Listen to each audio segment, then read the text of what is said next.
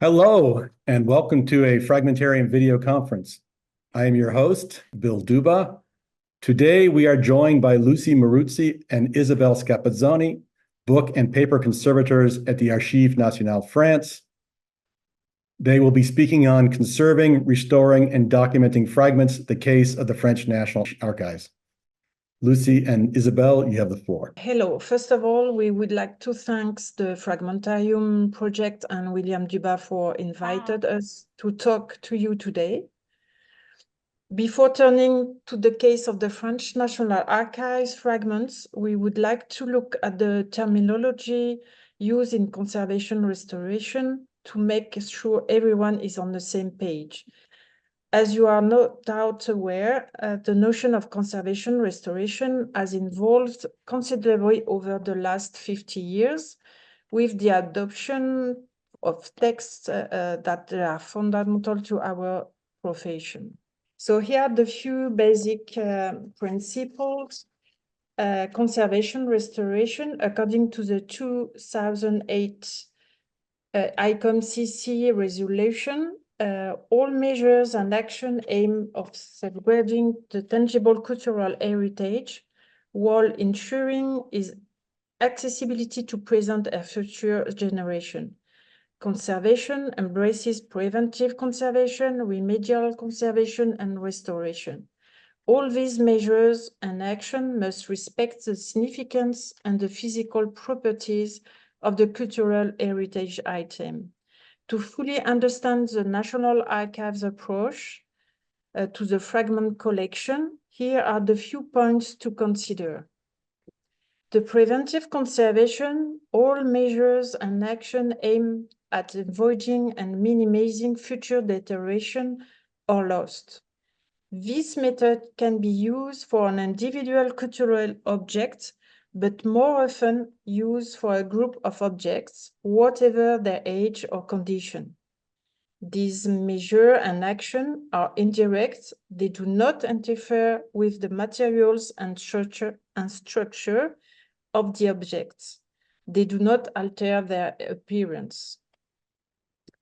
Curative conservation refers to all action taken directly on the cultural asset or group of assets with the aim of halting or slowing down an active process of deterioration or strengthening the asset structurally. These actions are only implemented with the very existence of the property infrequent in the reality short time, but its extreme fragility or the speed of its deterioration. These actions sometimes modify the appearance of the assets.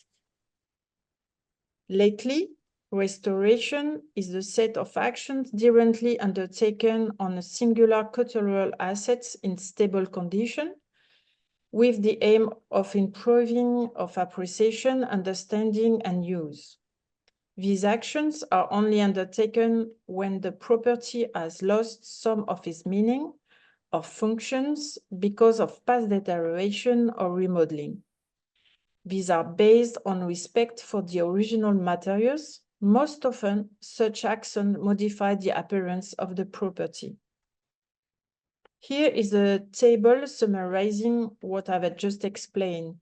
If we are in a context of immediate risk, we'll either go for preventive conservation and act first on the environment or if necessary on the objects, or if no immediate danger, we'll keep out for restoration. It's also important that we'll all share the common vocabulary during our research. As conservator restorators, we approach these elements as being consecutive to the completion of binding, whether it's a manuscript or a printed work. And here terms are important as well. This is reuse of all or part of a volume, no longer as a mindful text, but as a material, whether from reinforcement or protection, like end papers, tabs, cover, etc. Defait, By this term, we mean a material element removed from its original location, kept with the document, or reassembled elsewhere. A defect is not necessarily a fragment of text, like sewing supports, nor its necessary a replacement.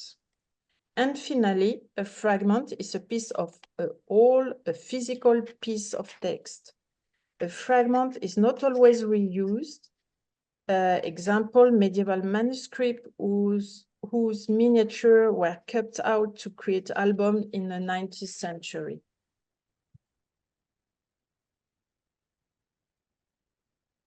Now that Isabelle has set the terminological scene, I'd like to start with a brief reminder of the composition of the materials that make up most fragments, the supports, parchment and paper, and the tracings, inks. Parchment is an organic material of animal origin made up mainly of collagen threads. It's a skin, most often calf skin, sheepskin, or goat skin, which undergoes mechanical and chemical transformation to make it rot-proof, white, and suitable for writing. This material is extremely durable, but its manufacturing process makes it highly sensitive to hygrometric variations. This manufacturing process is relatively well known.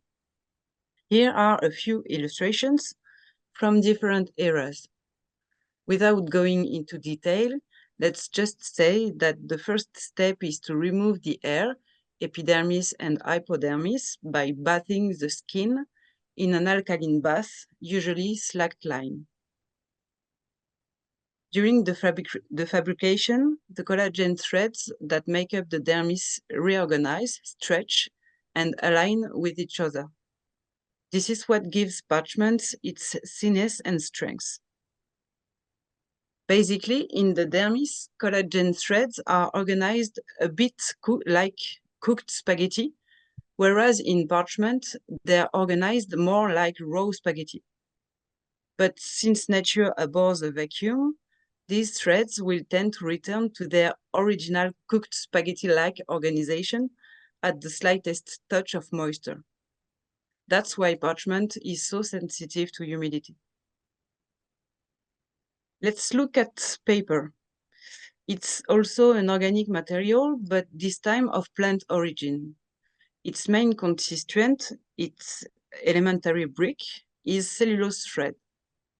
Its manufacture relies on a long mechanical process, at least before the industrial era. It's flexible, thin, foldable material, suitable for writing and printing, and less costly in terms of animals than parchment. However, it is less solid and more susceptible to biological and fungal attack. As you know, the technique of papermaking emerged in China in the 2nd century and spread through Asia Minor to reach Europe in the 13th century. Each society and era adapt their papermaking technique to the materials available, and on the one hand, and to the intended use of the papers on the other hand. However, there are several common features: the production of paper pulp from plant fibers, the manufacture of sheets using a filter plane, and the gluing of sheets once dry to make the paper suitable for writing. In Europe, the establishment of paper mills in the Middle Ages was accompanied by two major innovations: the use of a rigid frame and wires for the filter plane, and the identification of sheets by the addition of marks sewn directly onto the form, the watermark. This diagram is a brief reminder of the fibrillar dimension of paper, whose structure looks like a matrix. The fibers themselves are made up of microfibrils composed of very long molecular structures, cellulose chain. And don't worry, we will stop there with the chemistry. Let's look at inks, which can be divided into two categories, carbon inks and metallogallic inks. Carbon inks are made from elemental carbon, soot, obtained from the combustion of organic elements. It is an extremely stable black pigment, but can have the disadvantage or advantage, depending on your point of view, of remaining on the surface.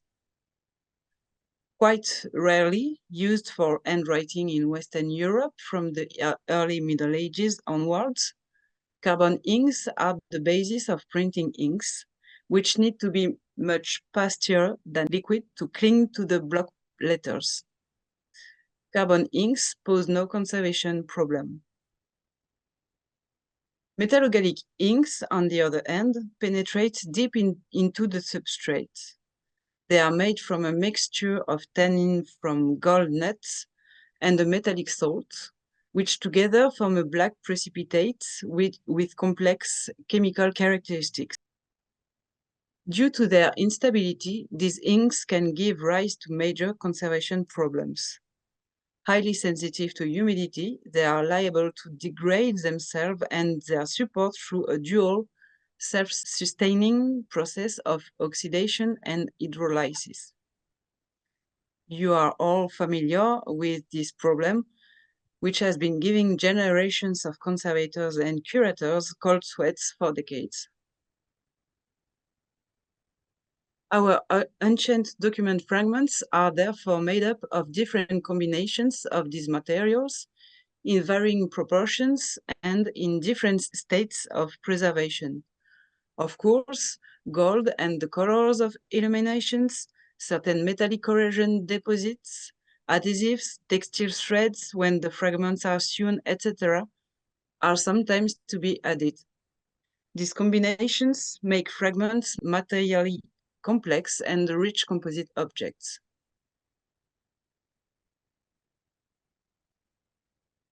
Let's now look at examples of compromises made during the conservation restoration of ancient fragments.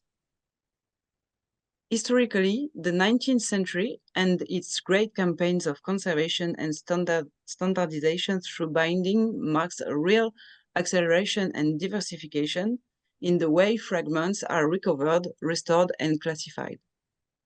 Depending on their estimated preciousness, fragments extracted from old bindings can be preserved, classified, and mounted in collections, simply kept in boxes for later, kept by bookbinders and restorers for possible reuse in future bindings, or simply discarded. At the French National Library, certain défaits are collected according to textual criteria, no doubt with a philological perspective, and assembled in collections. This is the case of this, whose fragments were collected from the 19th century and organized into a collection in 1894. The document on which the fragments were reused is never mentioned, or only in summary manner. Here, feuillet tiré d'une ancienne reliure, which means sheet from binding. We note that all the fragments have been flattened and or folded to match their primitive form, the one they had before being reused elsewhere.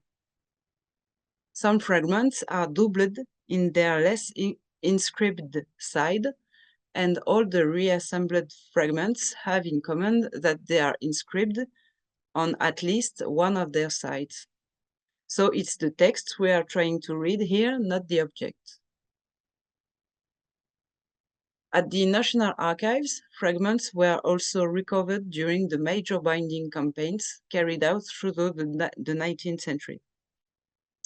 Today, they are kept into five boxes in the M series without precise classification or identification. There are, however, some interesting items, such as this set of reinforcing tabs made of replaced parchment, probably used to secure the backs of paper quires during sewing. Note that the tabs are themselves packaged in a manuscript fragment which makes one wonder about the quantities of such fragments available in the archives workshop in the 19th century. There are also many examples in the National Archives of fragments being reassembled directly with a new binding. This is the case, for example, of this volume where the parchment cover of the old limb binding, seen here in the center and on the right, already reused from an indulgence cupboard, was reassembled with the new binding in 1868, of which you can see the top board on the left. This is also the case for these leaves printed in octavo of Book of Hours from the early 16th century that was never folded as it was destined for the scrap heap due to printing problems on several pages. The paper was recovered to make the covers of an archive volume. Today, when faced with reused fragments, the conservator has a range of possibilities and levels of intervention at his or her disposal. It's a question of considering the object's dual post-existence as text and material. In some instances, the writings may not actually be seen as a priority, especially as the fragments have often spent much more time in their role as reused material than as text. Restoration is usually the chosen form of intervention rather than curative conservation. As the fragments are often chemically and mechanically stable, our interventions aim to restore a certain legibility to them. Legibility of the text, of course, but also legibility of the object. Let's look at a few examples of possible interventions. The least interventionist version involves reassembling the fragments in its original location. This is the case in these two examples, where the end leaves have been removed to facilitate sewing intervention, then glued back in place. This choice, ideal when access to the fragment's text is external, can quickly be questioned when elements uncovered by the intervention risk being concealed again by reassembly. In this case, compromises can be made. Here, the paper used to reinforce the spine was first removed, then glued back on top of the new reinforcement. Access to the text, therefore, remains possible. Here, we have chosen not to reglue the parchment spine lining to the board, sacrificing a little structural solidity to the legibility of the text. Where the structure allows, it is also possible to leave the replaced fragment in place while working around it, as is the case here. The reused paper and leaves didn't need to be peeled off for the reinforcement intervention, so it was left in place. Finally, the last and most interventionist option is to deposit the fragments and preserve them in dissociation with the volume from which they came. This choice is justified when reassembly could endanger the future conservation of the volume, or when the fragments are of particular interest. Here, the board was too damaged to play its protective role, so it was placed in defect with its end leaves replaced. Parchment spine linings are often preserved in defect, as you can see here, and we are also increasingly keeping certain non-inscribed elements, such as sewing threads. Here, all the constituent leaves of an old cardboard dish that has been deposed and delaminated have been placed in defect. In all cases, whatever the solution chosen, whatever the compromise adopted, the intervention must always be documented, even more when irremediable actions are undertaken, such as definitive removal of elements. The case of the National Archive fragments. For this purpose of an internship on parchment conservation restoration for students at the Institut National du Patrimoine who wanted to learn about dusting and or cleaning parchments, the different method of lying in flats, and the restoration of this type of material, we discovered by serendipity and thanks to the curator Alexis Douchin, the private archive fragments collection. We were thrilled by this discovery, and we had never seen such as an imposing collection of such diverse fragments. It was a veritable Alibaba caves for us. Together with Alexis, we thought about how to showcase these documents and find the best conservation option to preserve both the materiality of the pieces and give researchers the best possible visibility of this text. Our goal, in 3 words, find a compromise. The project is structured into 3 main phases. Documenting, at first approached by working on our own documentation provided by the project. Intervening, we have opted for minimal intervention to preserve both access to the text and to the historical materiality of each fragment, a balance between textual and material dimensions. This balance is justified. Often, these objects have spent much more time in use as material than as text, so this aspect should not be overlooked. Digitization, a digitization program is planned for the future in collaboration with other institutions such as IRHT. We were keen to work closely together to develop the fragments collection. We have worked on building a database that is simple yet as complete as possible. It's a structure around 3 main sections: identification of the text, like type, collocation, author, work, date of period, identification and dating for the replacement, the same, the type, the dimension, document on which the fragment was replaced, date and period, and documentation of the conservation restoration intervention based on a binary system. Here is an overview of the 3 main filling sections, the one done by the curator, then the common parts, and finally the one we are filling with Lucie for the conservation restoration part. Once the various items have been referred and described, they will be entrusted to the conservator restorators in the studio of the National Archive for the treatments defined in agreement with the person in charge of the collection. We have opted for minimally invasive interventions. Priority is given to the material conservation of the fragment to its use.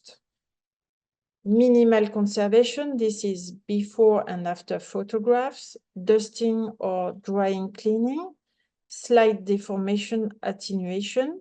We will only intervene on tears deemed dangerous for handling, not removal of laminated elements. Text is not privileged on this object. Filling will not be systematically in fault. Laminated sheets left as they are. We kept the possibility to come back to them if needed. And at always, documents. Here are the few examples of few fragments. Making study a priority. This involves observation in the first instance. Direct observation, which already tell us a good deal about the object. The different script and knowledge of paleography enable us to date the different fragments. Binocular magnifying glasses to get as close as possible to the tracing of our material. This enables us to see the networks of cracks in the pigments on the ornament initial or the different tracing. And finally, scientific imaging, which enable us to decipher the text without modify the use of the material. These techniques enable us to understand the document and deduce its various uses. Here are the results of the 3-day photography test carried out by William Simeonin from the National Archives Studio. The aim is to see if the quality of 3-day imagery can enable a condition report to be made and the text to be read without any intervention. The richness of the fragment collection in terms of form, use, and content led to master degree projects for 2 conservation students, one for the Institut National du Patrimoine and the other from Paris 1 Panthéon-Sorbonne, and an end of study dossier from the University degree on expertise in artworks in Paris Assas 2. The first diploma from Claire Nalin, excuse me, enabling legibility through multispectral photography. The main issue is to access the potential contribution of scientific imaging to treatment decisions. In fact, the possibilities offered by multispectral imaging, which currently being considered, linked to the use of a light table, would enable minimal intervention and stabilization while allowing text to be recovered by image processing. Other types of imaging processing, such as a 3-day photography process to flatten the text with use of software such as Mushroom or MetaLab, are also being considered. Added to this is the use of cost, the idea being to find a means of mass document processing suitable for archive in general. The second diploma project from Cassandre de Mier-Lacou, this study will focus on the historical and material aspects of the 15th century master writers' veneers used in its entirety uncut as a cover in the 16th century, a rare occurrence.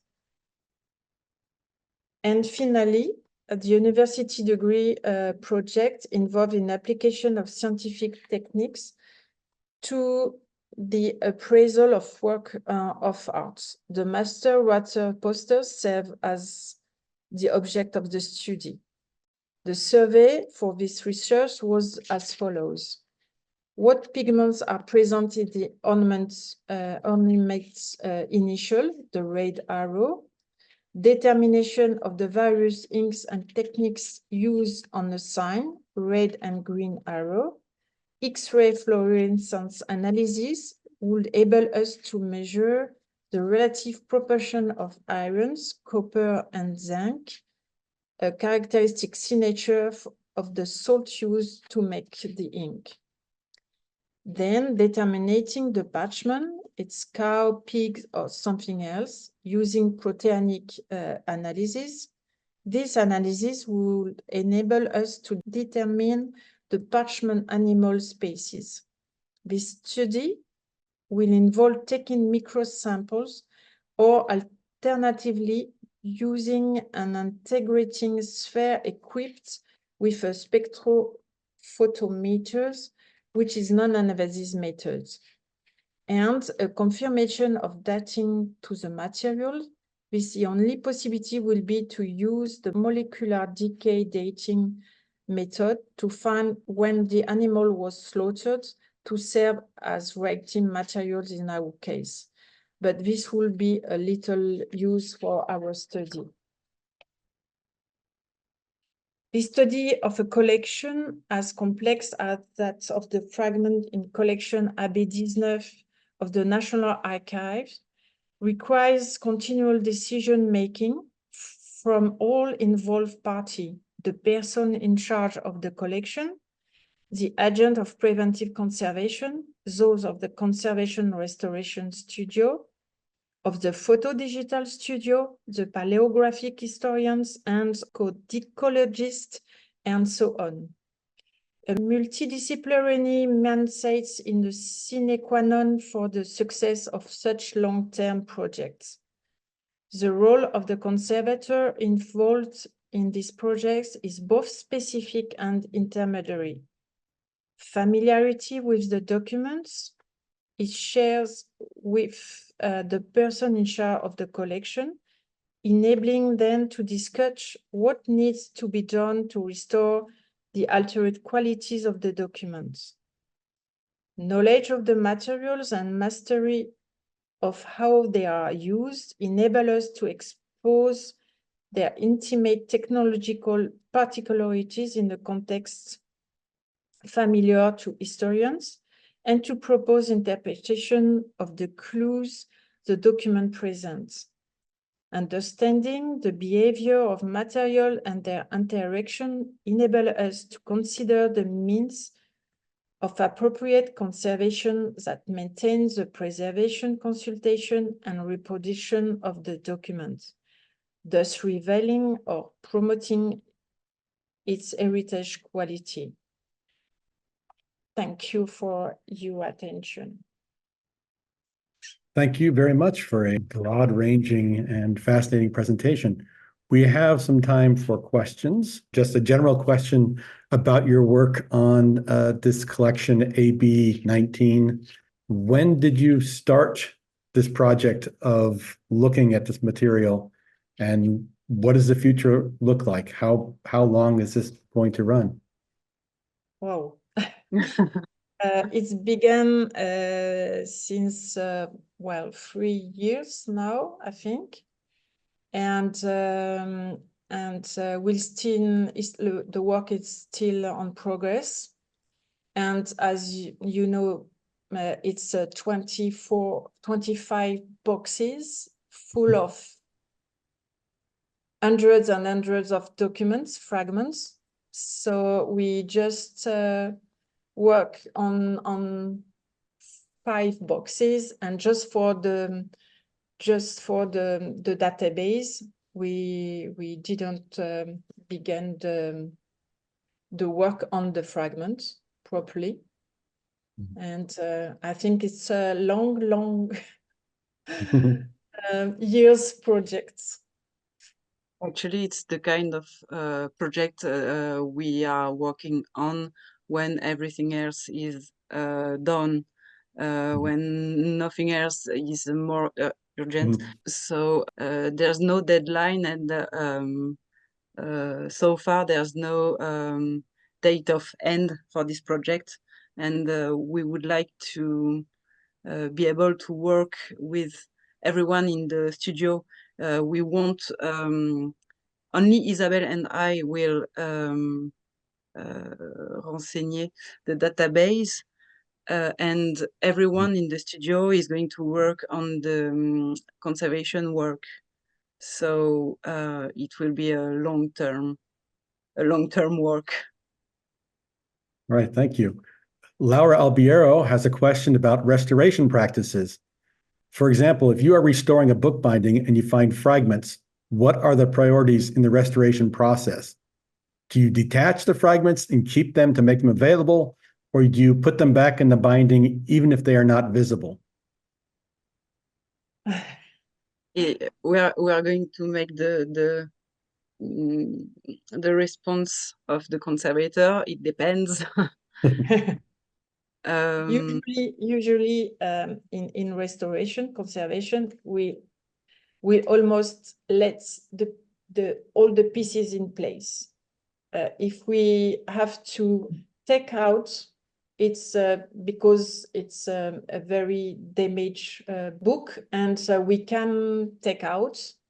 So we try to take it back, And but before we anyway we'll do photos.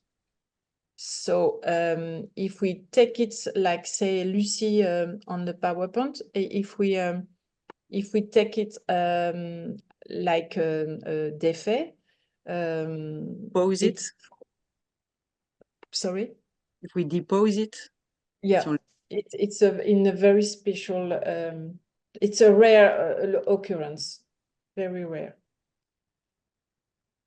But anyway, if we can have access to the fragments in place, we try to make photos. But if it's not visible, it's not visible. Yeah, we are not going to take off later or fix like that because there is some text manuscript text on the piece of parchment. We can have access to the parchment because there is some problem of the book binding. And at that moment, we can go further if we could to have access to the text on the parchment or paper, but not we won't put away the binding just to have access.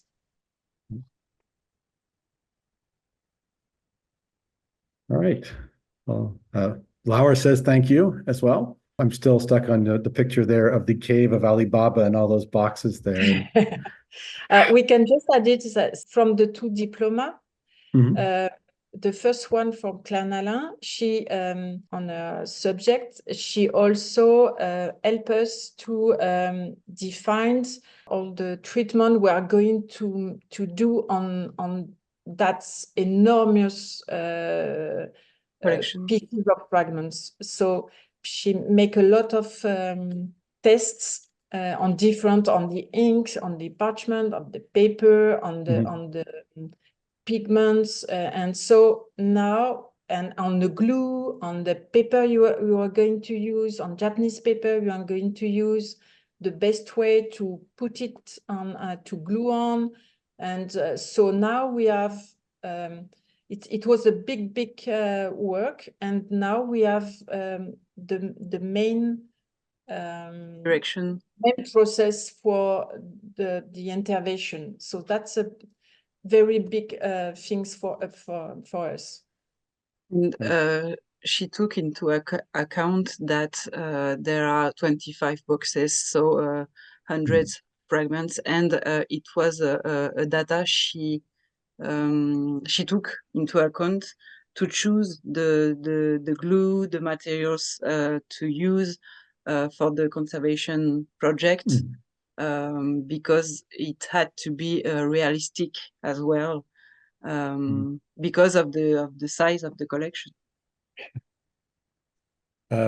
Cornelia Ripplinger has a question, which is, do you plan to do multispectral imaging and 3D scans for all the fragments, or what are the criteria if you have a selection process to do that? Well, not all. I think it could be possible. For the moment, we don't have any criteria. It was done during the diploma of Claire Nalin, and the National Archives Photograph Studio. I just have the machine to do that. So it was just they just try on that parchment. But for the moment, we don't know if we could do more. We don't know for the moment. Maybe, we hope so, but it's not sure. Actually, it was kind of a test, you know. Our colleague William Simeonin came into the conservation studio saying, hey guys, does someone have a funny document I could use to train myself to 3D photo? And we had the placard. So we were like, yes, you can take this one, and he tried on the technique on the parchment. So we have these amazing images, but it was only a test. So they are developing their technique right now these days. but we don't know if we are going to be able to use it on the fragments. So it was only a test, but a test with a good results. All right. Thank you. Christina Solidoro writes, thank you for the presentation. I am particularly interested in the AB19 series. She would like to ask, what are the project's priorities? Will the availability in the database also include a detailed description of the contents as the fragments undergo conservation treatments, or will the description be a further step to be started after the conclusion of the conservation project? The description of the text will not be as precise as you seem to want. I'm sorry, because Alexis is not a medievalist, actually. So the fragments have been studied at the beginning of the 20th century, and we have notes which describe the content of the fragments, but it's not as precise as you might want. And this is the most little information we are going to fill into the database. I don't know if I'm clear. Yes. Okay. Yes. But we know that some colleagues from IRHT and for instance, Laura Albiero came to remplir the Fragmentarium log with some of these fragments. So it's a work in progress as well. Yes. And we say the goal is to digitize all the fragments, all the series, but it would take quite time because we are not working just on the fragments. On the studio, we have so many works. So this project is apart, and we try to find some days or few hours when we can, and it's quite difficult, but we would like to just work on it, but it's difficult for us. All right. Christina actually has a reply here. It says, yes, I'm familiar with the ancient bibliography, and indeed it is not enough. Hopefully there will be descriptions sooner or later. Thank you and good luck with all your work. Thank you. Well, thank you again. This concludes today's video conference. Our next Fragmentarium video conference will be on Friday, July 5th at 5 p.m. when Anna de Backer will speak on Leaves and Links, Enhancing Fragmentarium's collection of musically notated liturgical chant fragments. Have a great day. Thank Thank you. you. Thank you. Thank you Thank so you much. very much.